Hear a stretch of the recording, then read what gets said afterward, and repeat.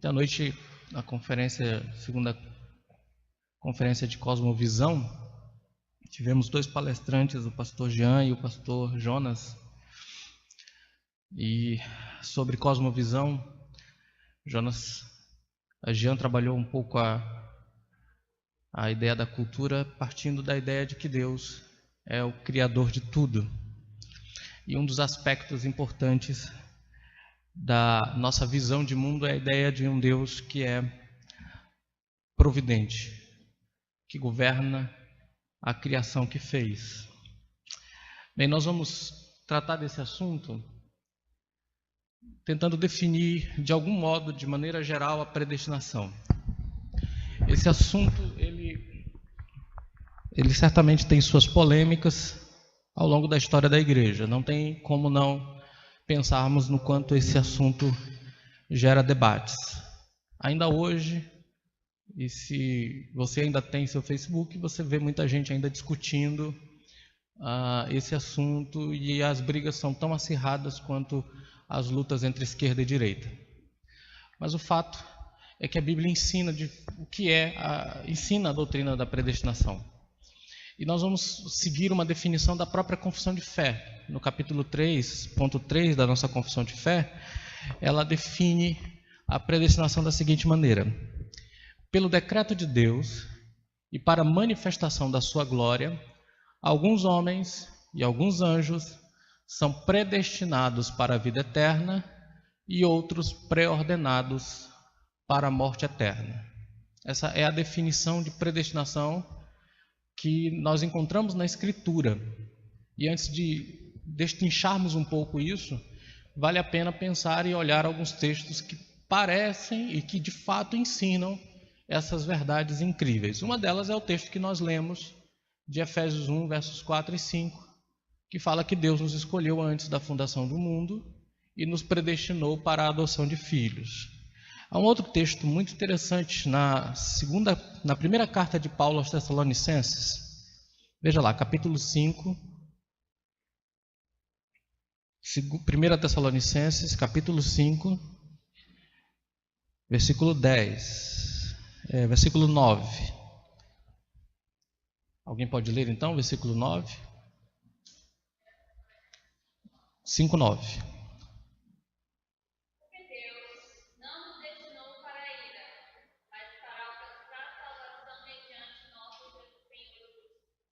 Ao dizer que Deus não nos destinou para a ira, mas nos destinou para alcançar a salvação por nosso Senhor Jesus Cristo, Paulo claramente faz a afirmação de que algumas pessoas têm como seu destino serem salvas por Jesus Cristo, e esse destino é definido pelo próprio Deus. Deus não nos destinou à ira, mas nos destinou à salvação. E ao colocar esses dois destinos na mesma frase, Paulo já afirma em Tessalonicenses que os dois são definidos por Deus. Ele destina para a ira e ele destina para a salvação. Nós vemos isso em vários outros textos. 2 Pedro, capítulo 2, verso 8. 1 Pedro, capítulo 2, verso 8. Outra pessoa pode ler?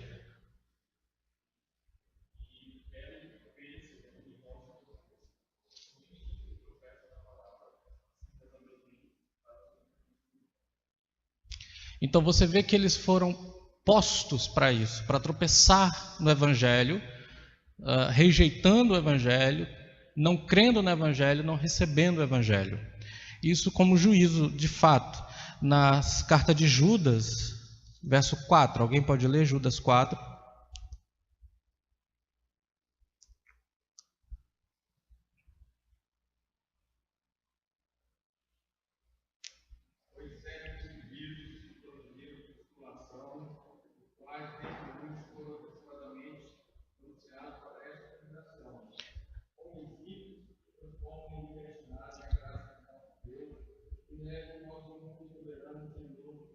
Eles estavam antecipadamente definidos e escritos para este juízo. Nós podemos citar Romanos capítulo 9, as afirmações que o próprio Senhor Jesus faz constantemente acerca de Judas, que vai como está escrito, o Filho do Homem vai como está escrito, mas ai daquele por quem o Filho do Homem for, ou ele é chamado de o Filho da Perdição, para que se cumprisse a Escritura.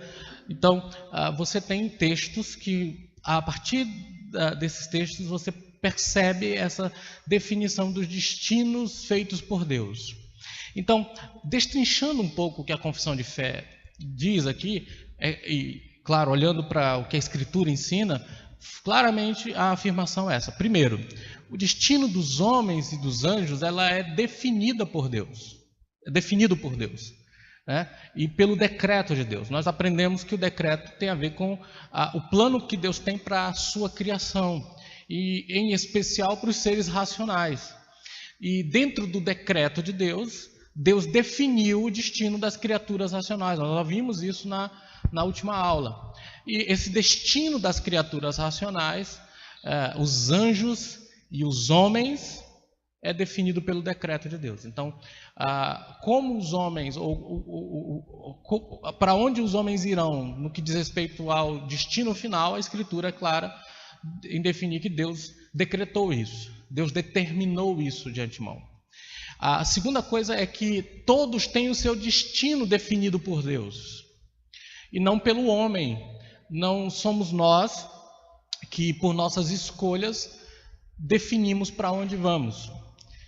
Mas é Deus quem define o destino de todos os seres humanos. Nós vimos que o destino dos homens e dos anjos, e o destino de todos os homens, ou de todos, dos anjos e dos homens, também é definido por Deus. Deus decreta, Deus define para onde as pessoas irão. Deus predestinou tanto para a vida quanto para a morte. Então agora nós temos uma outra afirmação de que no decreto de Deus e na definição que Deus faz do destino dos seres humanos, Deus dá vida para uns e Deus dá morte para outros, condenação para outros. Então, o decreto de Deus define o destino dos seres humanos, todos têm o seu destino definido por Deus, o destino é a vida ou a morte, e aí vem, o alvo de tudo isso é a manifestação da glória de Deus. Então, qual foi a razão por que Deus decidiu fazer todas essas coisas? O texto de Efésios que nós lemos termina no verso 6 dizendo: para o louvor da glória da sua graça que Ele nos agraciou no amado. Em tudo que Deus faz, todas as coisas que Ele planejou, todas as coisas que Ele definiu, elas têm como alvo principal, supremo, a sua glória. Nós estamos entrando numa doutrina que é muito dura, difícil, evidentemente, mas ela é claramente bíblica. Atos 13, 48, por exemplo. Vamos abrir em Atos 13, 48.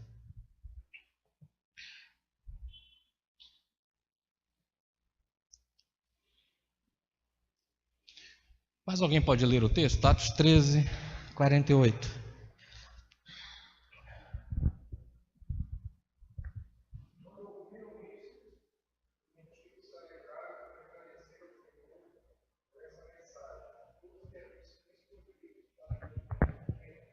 Você percebe aqui que os que chegaram à fé porque haviam sido destinados para a vida eterna. Os gentios, ouvindo isto, alegraram-se e glorificaram a palavra do Senhor e creram, todos os que estavam ordenados ou destinados para a vida eterna.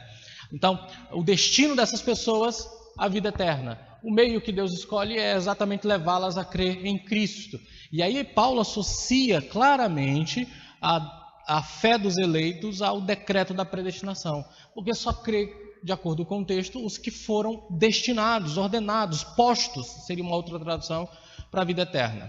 Então, os meios para alcançar isso, nós já vimos e vamos ver um pouquinho mais, os meios para que a salvação dessas pessoas aconteçam também foram decretados e determinados por Deus. Mas o fato é que a doutrina da predestinação é exatamente esse ensino. Alguns teólogos usam a palavra predestinação num sentido mais amplo e geral, no sentido de decreto, por exemplo, de Deus determinar tudo o que acontece. Então é a predestinação. Mas a Bíblia parece falar da predestinação em termos do destino das criaturas racionais. Calvino faz uma definição interessante, que eu gosto muito. Ela diz o seguinte: chamamos predestinação ao eterno decreto de Deus, pelo qual ele determinou consigo mesmo aquilo que ele quis que ocorresse a cada homem. Então, predestinação é o decreto de Deus, em que Deus decide, em que Deus determina. E olha, Calvino diz, consigo mesmo.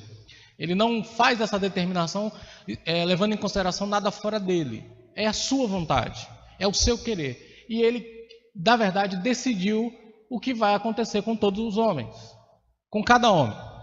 Porque não fomos criados em condições iguais. E aqui, novamente, é uma afirmação muito forte, que exalta e afirma a própria autoridade de Deus que ele tem sobre suas criaturas. É mais ou menos uma frase que provavelmente ele leva em consideração o que Paulo diz em Romanos 9, do oleiro ter direito sobre a mesma massa fazer o que quiser com ela. E ele diz aí então que nós não fomos criados em condições iguais, certamente a vida eterna é pré-ordenada para alguns e a perdição eterna para outros. Então, Deus decretou e decidiu o que ele quer para os homens. Isso significa que os homens não são criados de maneira igual com os mesmos destinos. No entanto, Deus define a vida eterna para alguns e a perdição para outros. Portanto, como todos foram criados para um ou outro destes fins, falamos deles como os predestinados para a vida ou para a morte. Então, essa é uma definição interessante. É uma afirmação muito contundente de que Deus é soberano e tem direitos, por conta de ser o criador de todas as coisas, de definir o que bem entender com as suas criaturas, com os homens racionais também, com os seres racionais, os homens e os anjos. Mais uma definição de Calvino. Como a Escritura então mostra claramente, dizemos que Deus, uma vez estabeleceu, mediante o seu plano eterno e imutável, aqueles a quem de antemão determinou, de uma vez por todas, receber para a salvação, e aqueles a quem, por outro lado, destinou ao aniquilamento. Lembrando que a palavra aniquilamento aqui é um sinônimo de condenação eterna, não que Calvino defendesse a destruição das pessoas naquela tese aniquilacionista. Veja que, novamente, para Calvino, predestinação tem a ver com as duas coisas: o destino dos homens para a vida eterna, o destino dos homens para a perdição eterna. E veja novamente que Deus estabeleceu tudo isso na eternidade, de um modo que não vai mudar, que é imutável, um decreto estabelecido por Ele de uma vez por todas, e que nada pode mudar. Portanto, e aí começamos a pensar nisso. Deus é o soberano, nós somos suas criaturas e o destino delas está nas mãos dele.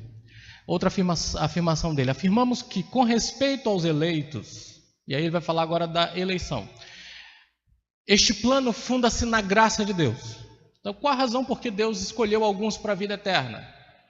É graça. Não havia nada nas pessoas que o movesse a escolhê-las e a definir o destino delas para a salvação. Nada.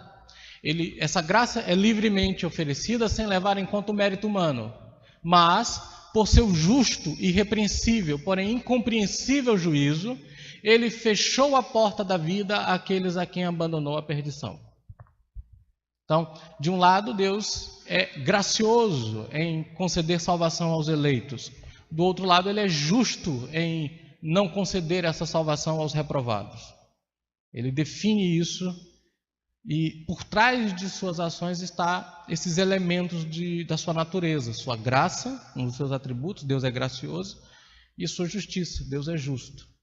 Veja como é importante a gente ter esses conceitos muito claros para nós. Então Deus, quanto aos eleitos, é gracioso, quanto aos reprovados, é justo.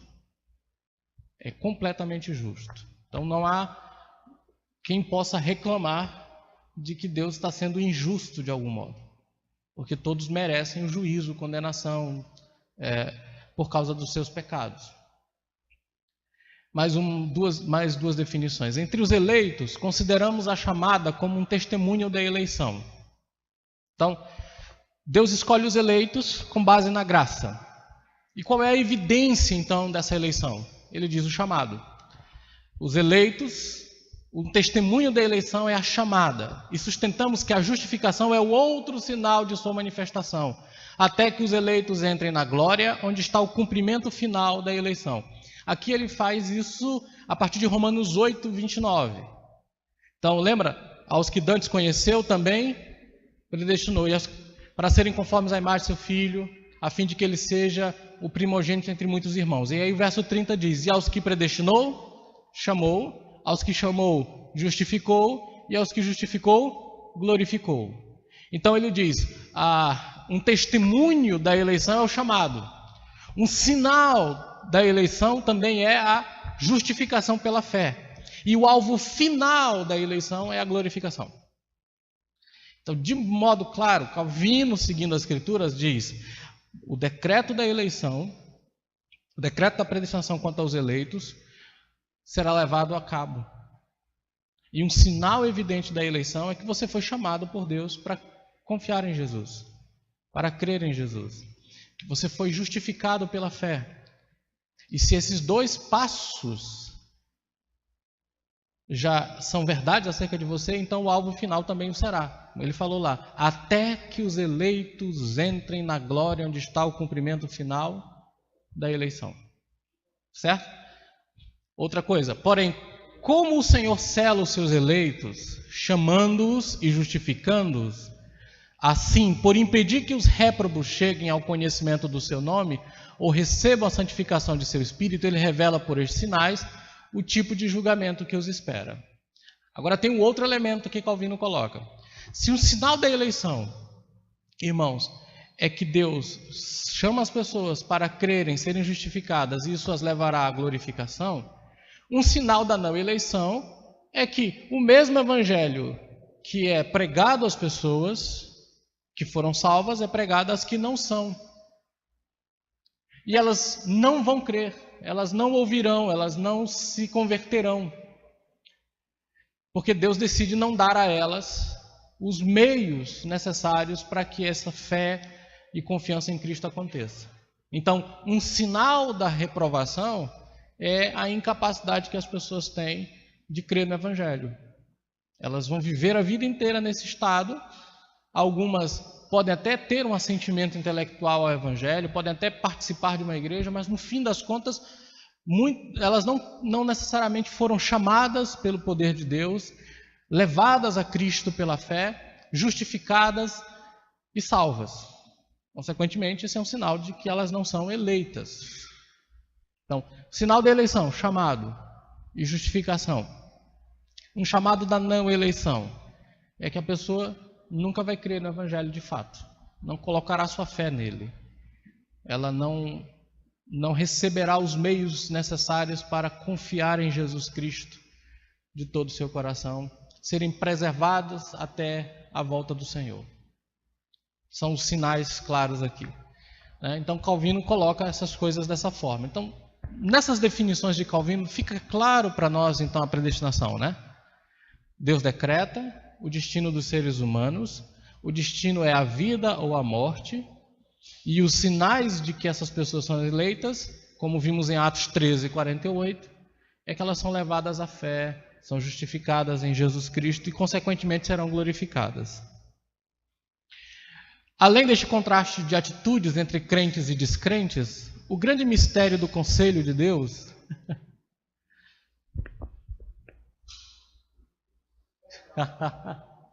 valeu, meu velho. Vai ligar de novo. É bom que dá para descansar o braço aqui. Muita dor.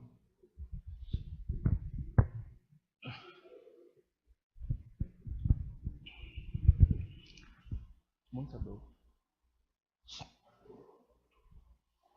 Vai lá, pode perguntar.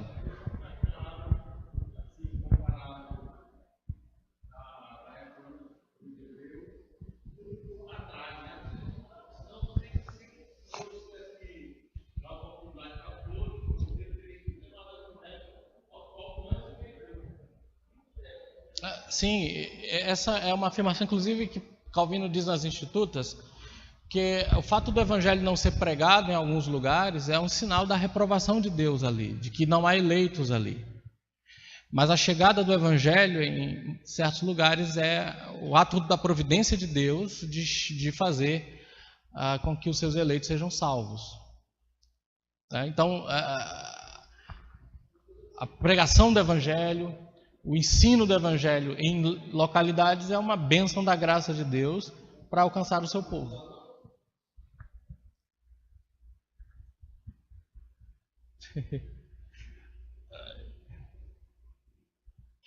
Vamos lá.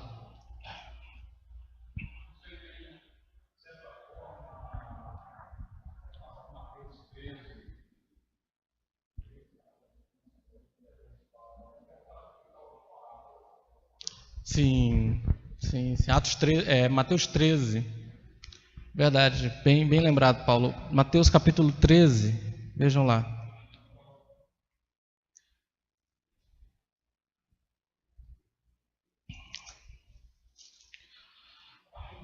Isso, pode ler aí.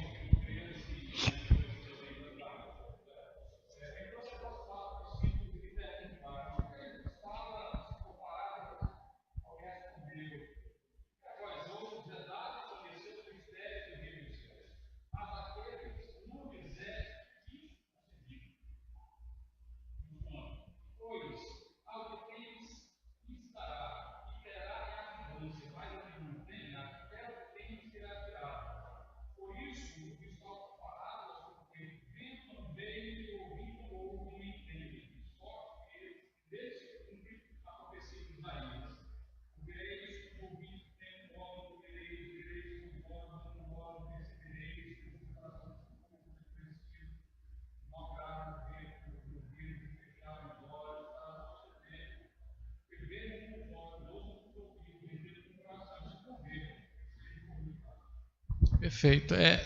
Essa frase que está no verso 11 é definitiva, né? A uns é dado a conhecer os mistérios do reino, que é o entendimento das verdades que levam à salvação, mas a eles não é dado. Então você tem Deus definindo aqui quem recebe o entendimento dos mistérios e quem não recebe o entendimento dos mistérios. Bem lembrado, Paulo. E responde um pouco dessa pergunta do Samuel. Veja só, ele diz o seguinte: a semente da palavra de Deus lança raízes e produz frutos somente naqueles que o Senhor, por sua eleição eterna, predestinou para serem filhos e herdeiros do reino dos céus. É o que nós vemos aqui na parábola do semeador também. Ele faz aqui uma parábola sobre tipos de solos. E apenas um solo acolhe a semente e produz frutos. Calvino entende que isso é um sinal da eleição.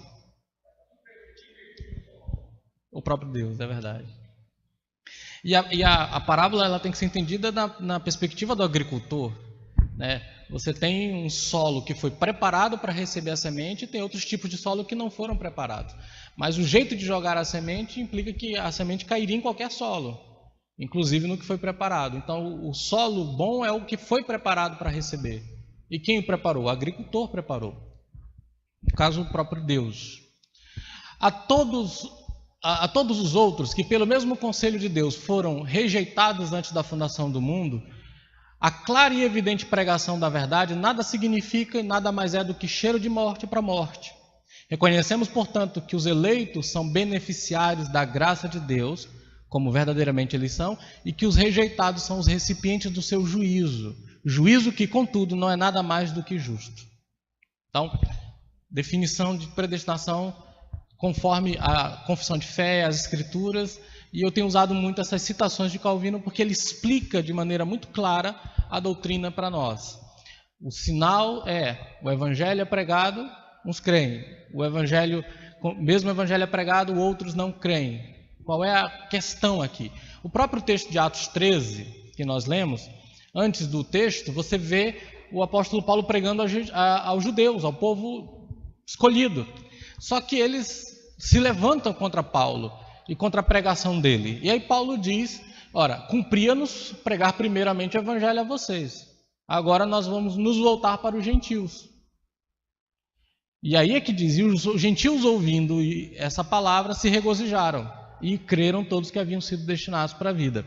Então, a rejeição ao Evangelho, né, a rejeição ao Evangelho é um sinal da rejeição que Deus tem para essas pessoas.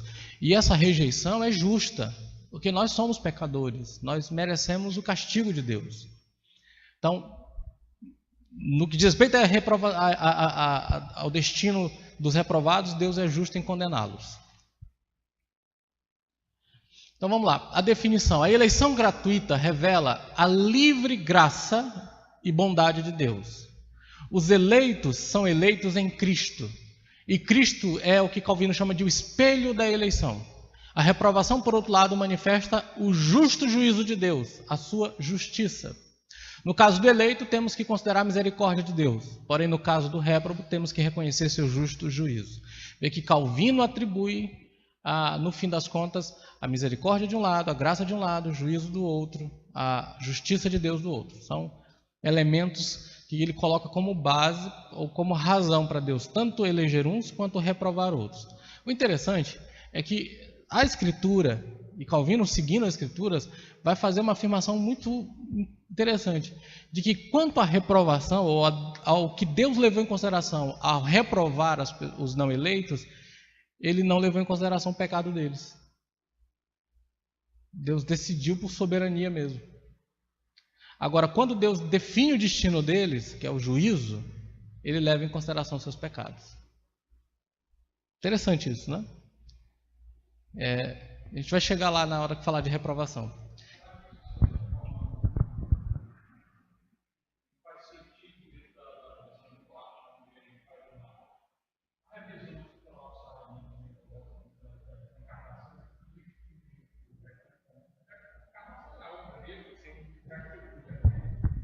A ideia é de que a obra de Cristo seria a base de tudo, né?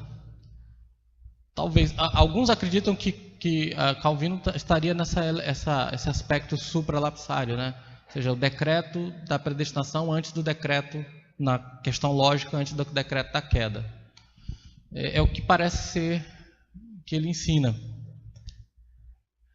Ok, então vamos lá. O texto que nós lemos é Efésios 1, de 3 a 6, principalmente os versos 4 a 6, fala da eleição de Deus, da soberania de Deus na eleição. Tá? O verso 4 diz: nos escolheu nele antes da fundação do mundo para que fôssemos santos, irrepreensíveis e sem mácula diante dele, e em amor nos predestinou para sermos adotados como filhos por meio de Jesus Cristo, segundo o beneplácito da sua vontade. Então, beneplácito e vontade, diz uma outra versão. Então, vamos começar falando sobre a eleição soberana e gratuita. Então, fizemos uma definição da predestinação. Predestinação é o destino dos homens. Eleição e reprovação. Então, agora vamos nos concentrar na eleição. Tá? Doutrina da eleição. A eleição soberana e gratuita. Nesse texto, Paulo afirma que Deus então nos escolheu. O tempo verbal usado pelo apóstolo Paulo é o passado completo. A ideia é de que Deus nos escolheu de uma vez por todas. E aí o agente é Deus. Deus é quem nos escolheu. Foi Ele quem decidiu que nós seríamos dele. Aliás, as frases usadas por Paulo são: predestinou para si mesmo, escolheu-nos em Cristo, para mostrar que o ato de escolher e o ato de predestinar não leva em consideração nada em nós. O texto diz que essa escolha é antes da fundação do mundo, antes do mundo existir. E ao fazer essa afirmação, ele quer excluir qualquer coisa em nós, qualquer obra nossa, qualquer ação nossa. Paulo fala de algum modo dessa forma em Romanos 9, quando diz que eles não haviam feito nem o bem e nem o mal, para que o propósito de Deus ficasse firme por causa daquele que chama. Então, dizer que é antes da fundação do mundo mostra que a eleição é eterna, mostra que ela não leva em consideração nenhum mérito, ela exclui o mérito. E essa escolha é em Cristo, como Fred Kluster diz: se são eleitos em Cristo, segue-se não somente que cada homem é eleito sem qualquer consideração do mérito próprio, mas também que eles são separados de outros, pois vemos que nem todos são membros de Cristo. Então, eles são escolhidos em Jesus Cristo. E todas essas afirmações, escolheu de uma vez por todas, antes da fundação do mundo e em Cristo mostra que é uma ação de Deus, da vontade dele, e que nada, absolutamente nada em nós é levado em consideração.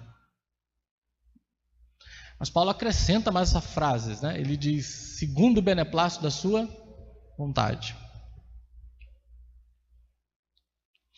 Então, o texto diz que a eleição é para sermos santos e irrepreensíveis, o que refuta inteiramente o erro que faz a eleição derivar do pré-conhecimento. Ou seja, Deus não anteviu, não olhou no corredor da história, não decidiu escolher pessoas que ele sabia que seriam santas, consagradas, dedicadas, que o escolheriam. Na verdade, é para esse destino, ou seja, serem santas, separadas por Deus, e irrepreensíveis, ou seja, completamente sem mancha, sem mácula, que Deus nos destinou. Então esse é o alvo, e não o meio da eleição. E alguns colocam isso como a razão da eleição. Não, Deus já sabia quais seriam as pessoas que não apenas creriam, mas perseverariam nisso. Porque algumas não perseverariam. Então, exclui qualquer um. Paulo declara que toda virtude que o homem é capaz de exibir resulta da eleição. Então, ser santo, irrepreensível, crer, continuar crendo, perseverar, tudo isso é resultado da eleição. São os que creem, são os predestinados que creem, são os predestinados que continuam crendo, são os predestinados que vão lutar por uma vida santa e buscar e viver uma vida santa. A causa remota da eleição é o beneplácito da sua vontade. Então, todas essas afirmações para mostrar que a eleição é graciosa, gratuita e soberana. Com essas palavras, Paulo suprime todos os meios de eleição que o homem possa pensar em possuir por si mesmo. Pois todos os benefícios que Deus concede para a vida espiritual, como Paulo ensina, fluem desta única fonte. Deus escolheu a quem quis. Essa expressão beneplácito da sua vontade significa o bom prazer, aquilo que ele quis, que ele desejou, que lhe foi agradável e que nasceu de sua soberana vontade. Então, ele escolheu aqueles quem quis, ele escolheu antes do nascimento deles, Deus guardou para eles individualmente a graça que lhes quis conceder. Tá? Então, todos os benefícios que podemos fluir de Cristo fluem da soberana eleição de Deus. Você vê que isso vai excluindo orgulho, autossuficiência, porque quem é que nós somos? Como Paulo diz, o que você tem que não te tenha sido dado, né? Diga, Samuel.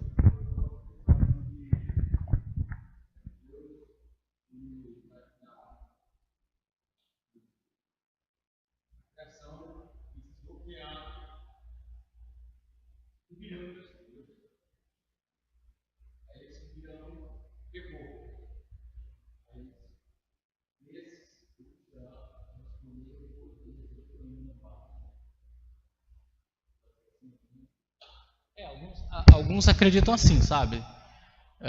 Na verdade, existe uma coisa chamada ordem.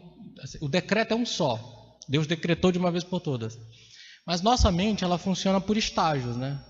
A gente aprende uma coisa atrás da outra.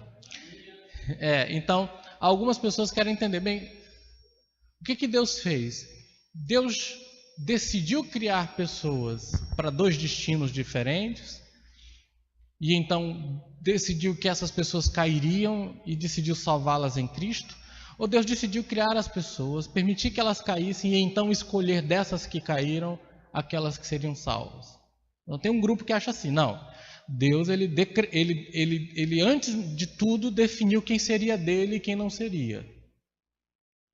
E decidiu que os que seriam salvos por meio de Jesus. Cairiam, todos cairiam. E que os que ele quis e amou seriam salvos por Jesus. Ele decidiu enviar Jesus para morrer por eles e enviar o Espírito para aplicar os benefícios de Cristo. Eu creio assim. Já outros acreditam, não, Deus decidiu criar todas as pessoas, permitir que elas caíssem e dos que caíram escolher alguns que ele quis. Na verdade, no fim das contas, não interessa muito, porque no fim Deus escolheu já os que vão ser salvos e Deus escolheu os que não vão ser. Então, essa é uma discussão um pouquinho a mais e que talvez a Escritura não nos dê muita resposta. Ela só vai dizer para você, olha, os seres humanos não foram criados iguais. As pessoas têm destinos diferentes. E quem define o destino delas é Deus. E não as próprias criaturas. Racionais, né? Então eu acredito que, no fim, Deus tem um decreto só que inclui a eleição e a queda das pessoas e a salvação dos eleitos. Acredito assim. Por outro lado, você vai ver que eleição sempre está associada à graça, né? Então pressupõe que alguns dizem assim, se é graça, então os eleitos já são considerados na mente de Deus caídos.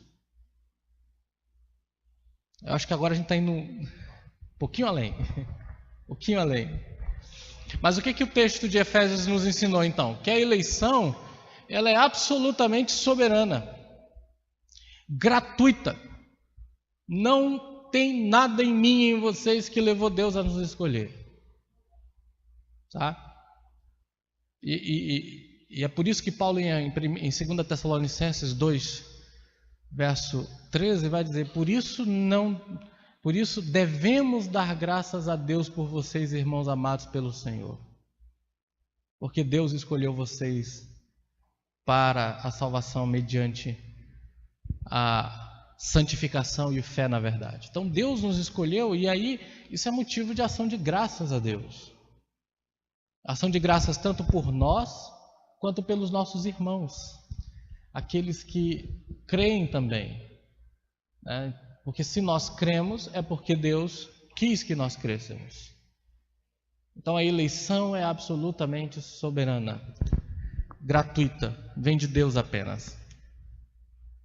No comentário sobre Efésios, Calvino sumariza a doutrina da eleição referindo-se a 4 causas da nossa salvação.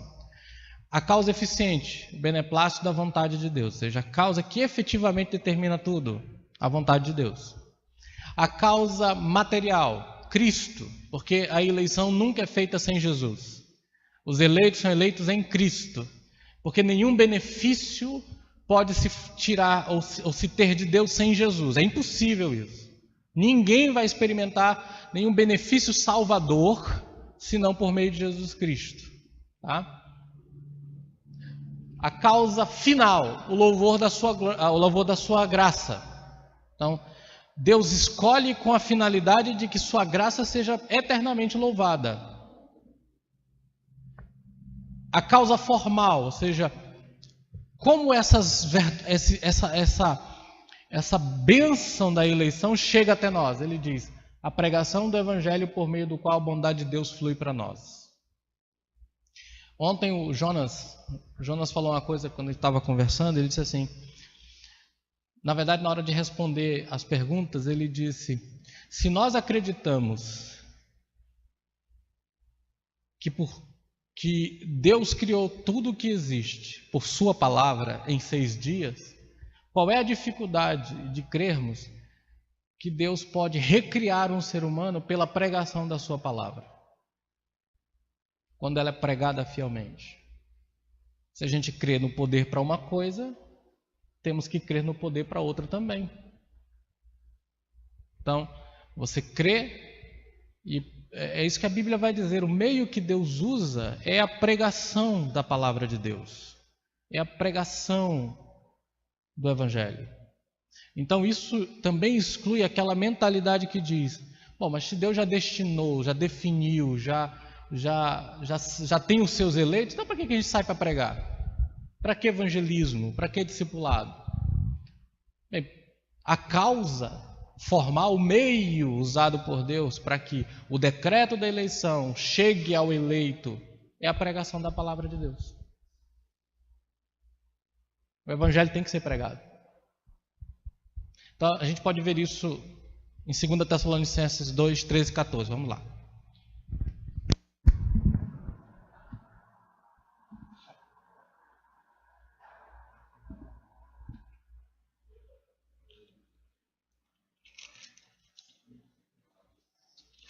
Segunda Tessalonicenses 2, 13 e 14.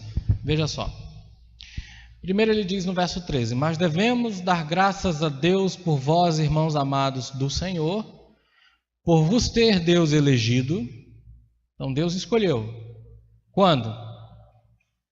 Desde o princípio, antes da fundação do mundo, na eternidade. Ele vos escolheu desde o princípio. Para quê? Qual é o alvo? A salvação. Qual é o meio de alcançar a salvação? Pela santificação do Espírito, ou seja, o Espírito separar o eleito, e fé na verdade. Agora, por que não é o contrário? Por que não é fé na verdade e santificação do Espírito? Por que é santificação do Espírito primeiro e fé na verdade depois? Por que Paulo escolhe essa ordem? E não é só ele que escolhe. 1 Pedro 1, verso 2 diz a mesma coisa. Eleitos, segundo a presença de Deus Pai, pela santificação do Espírito, para a obediência e aspersão do sangue de Jesus. A santificação aqui vem primeiro. E a santificação aqui não é o processo de santificação, mas o ato de santificar, o ato de separar alguém. Veja o verso 14, que ele amplia a ideia do que é esse separar do Espírito. Ele diz, para o que, ou seja, para a salvação, pelo nosso Evangelho, vos chamou. Então o Espírito separa pessoas, chamando pelo Evangelho para crer na verdade. Fé, na verdade, é um resultado do chamado. Tanto o chamado quanto a fé vem da eleição. Deus escolhe para que sejamos salvos, e para isso precisamos ser separados pelo Espírito para crer na verdade. E isso acontece quando o Evangelho é pregado, e o próprio Deus nos chama por meio do Evangelho. Veja que ele diz que ele, pelo nosso Evangelho, vos chamou. Deus chamou vocês pelo nosso Evangelho. Paulo pregou o Evangelho, mas quem chamou as pessoas foi o próprio Deus. Deus, através da pregação do Evangelho, chama os seus eleitos a crer na verdade. Que aqui é alcançar a glória de Jesus Cristo, é exatamente o mesmo que salvação. Salvação, ser glorificado com Cristo, são as mesmas coisas.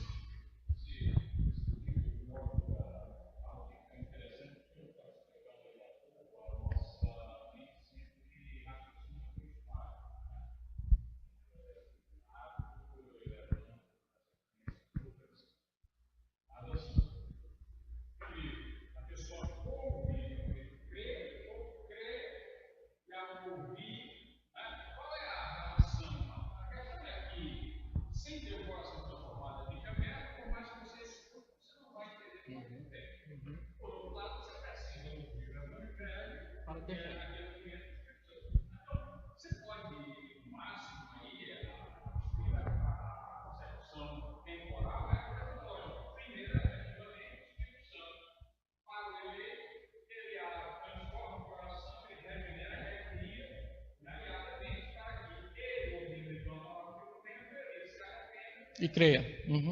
Logicamente é isso. Pode ser uma coisa que aconteça, né, na lógica. Romanos 10 vai dizer que a fé vem pelo ouvir e o ouvir pela pregação. Então a pregação produz um ouvir que leva à fé. Então Paulo está falando logicamente isso, né? Então, mas é possível que no mesmo momento em que o evangelho é pregado, esse processo todo ocorreu. Ele foi regenerado e levado à fé. Eu concordo com você. A gente está trabalhando com estágios para entender isso de maneira lógica. E isso é importante, porque aí nós vamos ter que levar em consideração que a Bíblia ensina que o homem é incapaz de voltar-se para Deus por sua própria conta. E necessita da graça de Deus para ressuscitá-lo, para regenerá-lo, para poder levá-lo a Cristo, para crer. Então isso é importante, porque algumas pessoas colocam a regeneração como condicionada à fé. Então ele precisa crer para ser regenerado.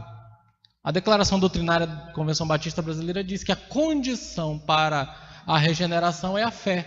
Então a pessoa precisa crer para ser regenerada. Mas a verdade é que a pessoa precisa ser regenerada para crer. Porque a fé é um dom da graça de Deus. E a fé é fruto da regeneração. João diz isso em 1 João 5,1. Todo aquele que crê no presente, crê o tempo inteiro, é nascido, ou seja, nasceu de Deus. Deus deu o novo nascimento para fazer a pessoa crer. Sem o novo nascimento não há fé.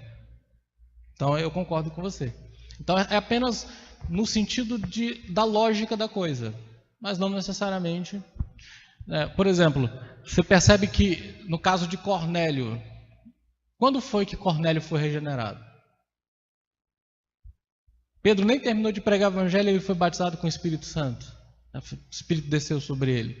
Não dá para fazer ali, de algum modo, uma certa teologia sobre quando isso aconteceu. Então é um caso excepcional. E Paulo, quando a luz brilhou e ele ficou cego e caiu, em que estágio, em que momento você percebe fé genuína em Paulo? Então, Deus sabe quando. Algumas pessoas têm uma experiência drástica que os leva à fé, outras estão ouvindo o evangelho de maneira constante e de repente estão lá, não ouvem nada de extraordinário. Mas aquela que não cria passa a crer. Aquele que não entendia passa a entender. O método usado por Deus para produzir isso é com o próprio Deus, não é conosco.